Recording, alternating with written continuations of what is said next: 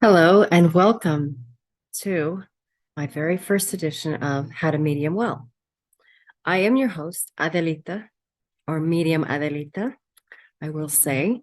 And I actually have been thinking about, doing this and interviewing other psychics and mediums to kind of get, their take on things and, kind of ask them like how their gifts began, how their journeys began. So, with that, I am actually waiting for my first guest.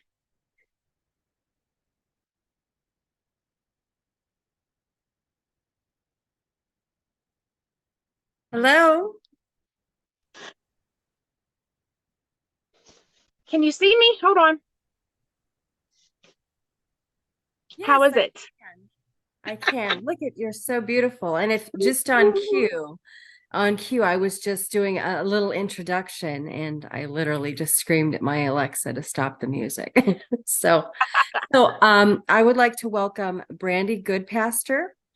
And she's also known as the Sweet Southern Medium. And Brandy, I want to thank you for coming on and for allowing me to kind of be a little invasive and ask these questions, the things that I want to know and the things that, I'm thinking other people probably need to know as well. So with that, tell us a little bit about yourself, please. Absolutely. And I want to thank you for having me. I'm so excited. This is like my first interview. You know how this goes. So you know how excited I get. Um, Yes. you know, um, this all kind of started for me back when I mean, I want to say I was like two or three. Well, two or three is when I had a near death experience. I actually drowned when I was that young. Um, and I remember it vividly. I mean, the way it felt. I can hear my cousin hollering my name. I mean, everything. And it's so weird to look back on. I'm like, I was so young back then. I shouldn't have remembered that, right?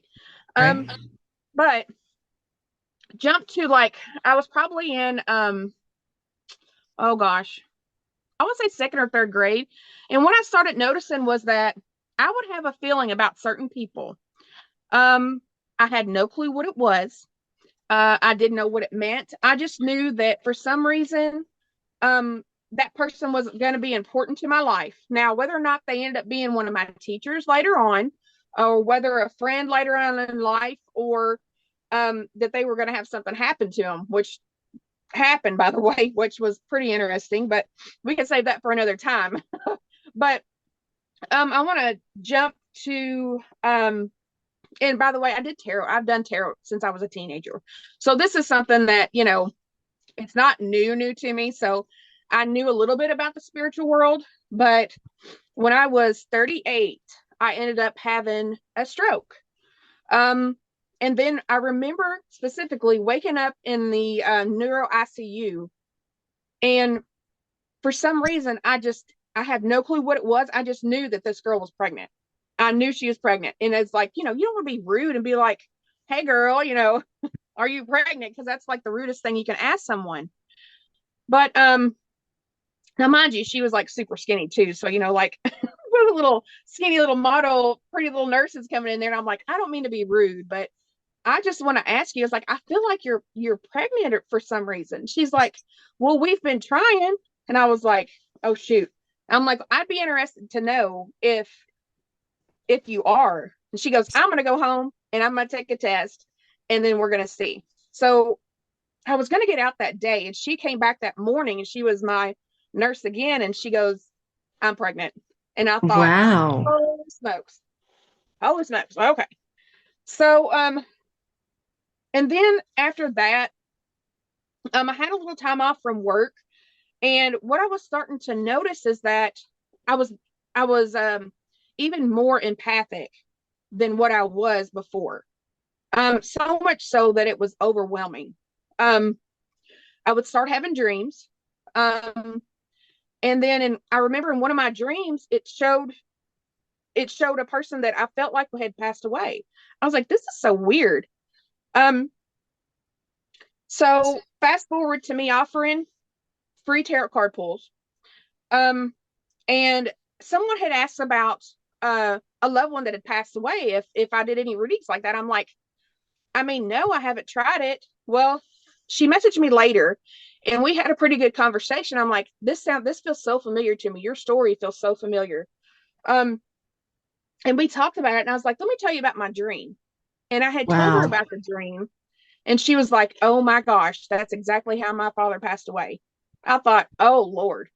So then I knew Right. that So, this, yeah. yeah, this urge deep down inside of me to tell someone that this is what I seen, this is what I need to say. And it was like such a release for me once I got it out and once I talked to her about it. It was like, now I understand. Now I understand.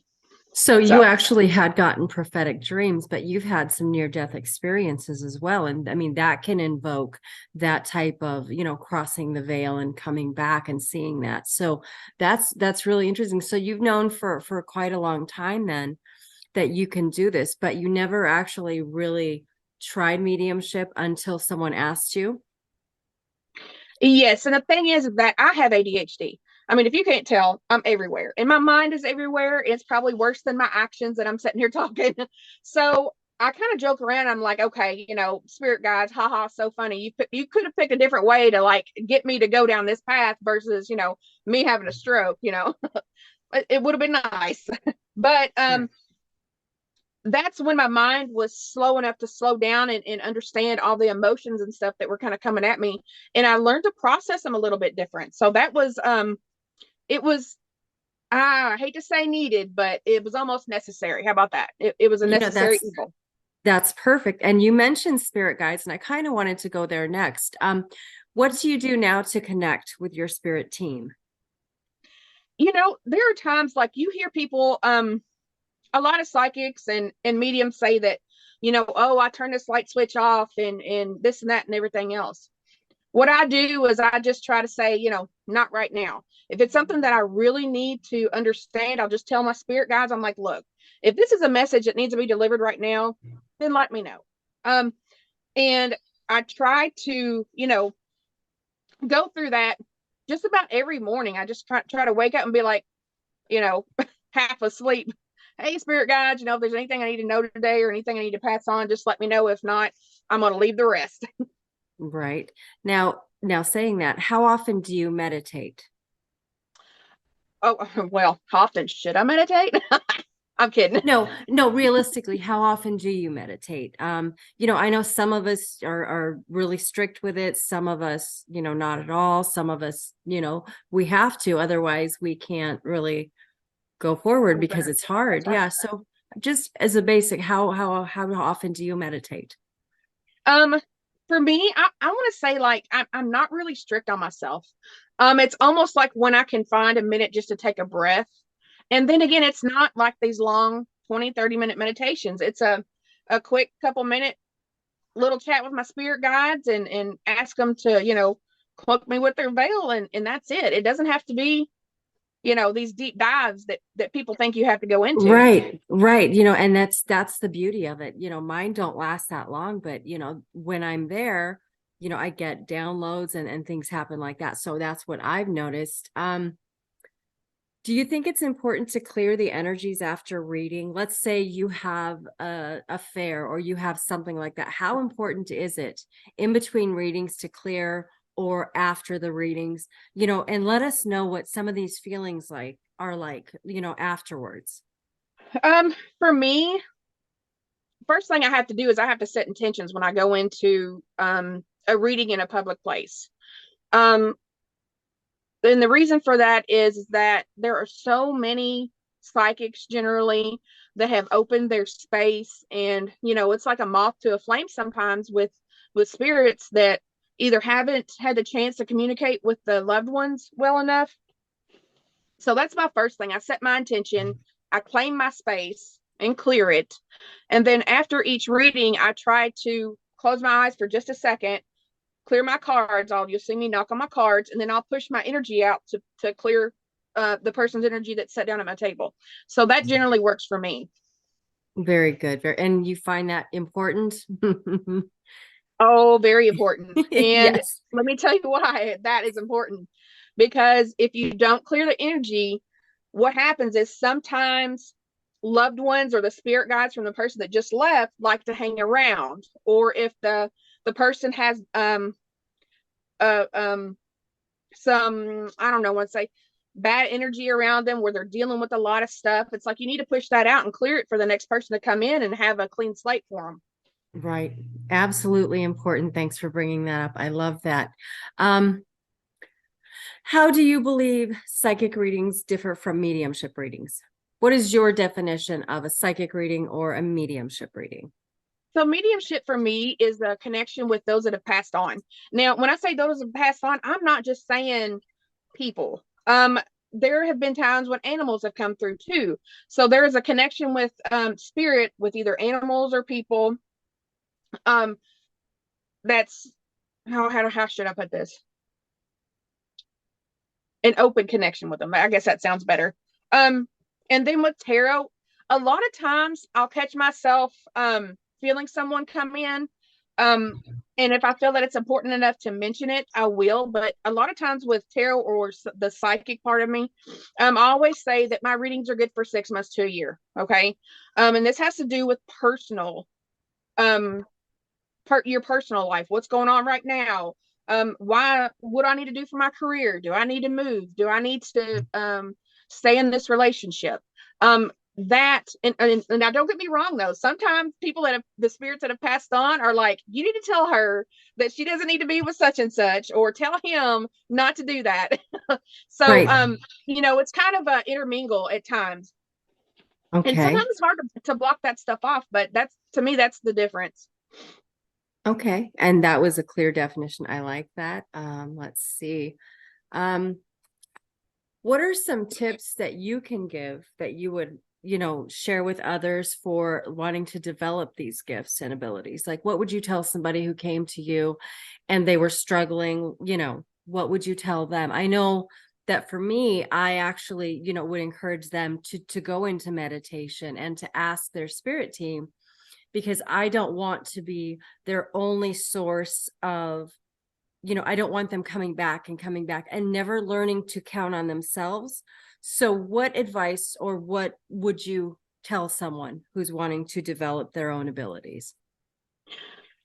I think for me, it's very important that they need to immerse themselves in the spiritual life. They need to go and they need to find what's drawing them. Like if they were, say they want to go and try candle magic or herbal magic or tarot readings, anything like that, immerse yourself with whatever you feel a pull toward, and talk reach out to people and ask them that are in the business, hey, can you give me any pointers, because it is such a horrible feeling to have when you feel like you're the only person that has this issue going on. Like, I feel like something's pulling me, I don't know what it is, can you help? It's like, yeah, I just want you to go and I want you to see what speaks out more to you.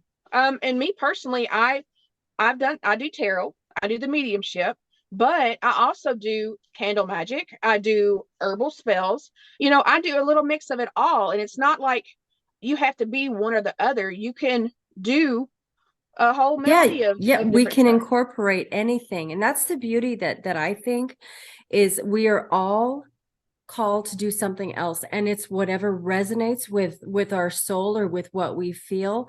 And I don't know if you feel this way, but I realize that the more that I think I know, the less I know about anything. I just know that, it's like the ocean, it's like the sea, and it's like there are no wrong answers and all roads lead home. So for me, it is about channeling and being able to navigate through the waters and to be able to find my way. So I love that. And I love the things that you do.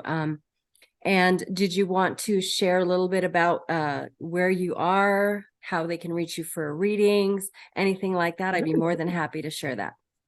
Absolutely. So, I mean, of course, everybody's favorite is either Instagram or Facebook.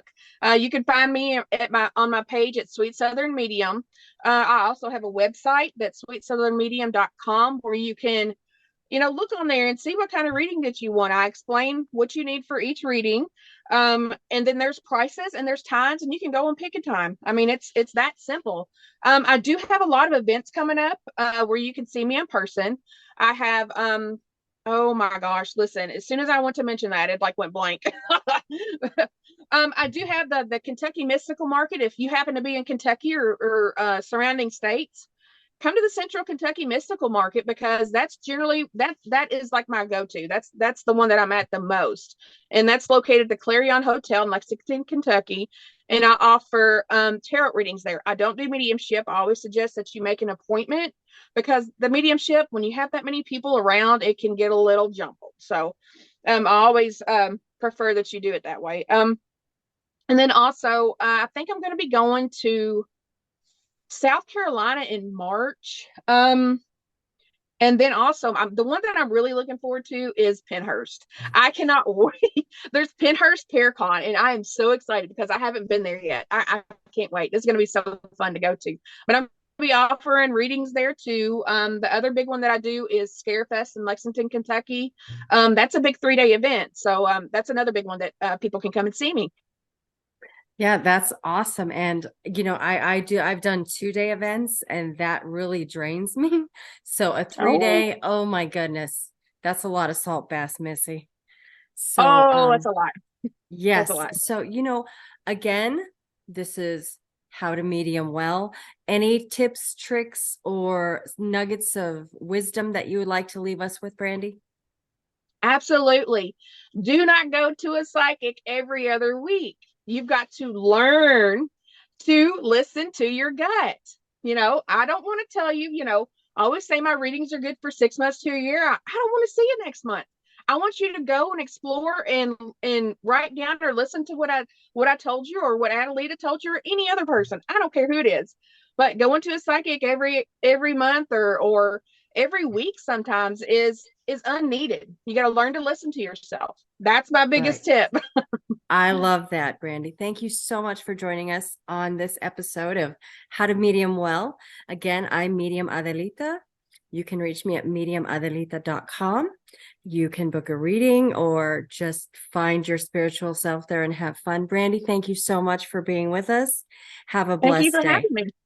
You too. Bye bye. Bye-bye.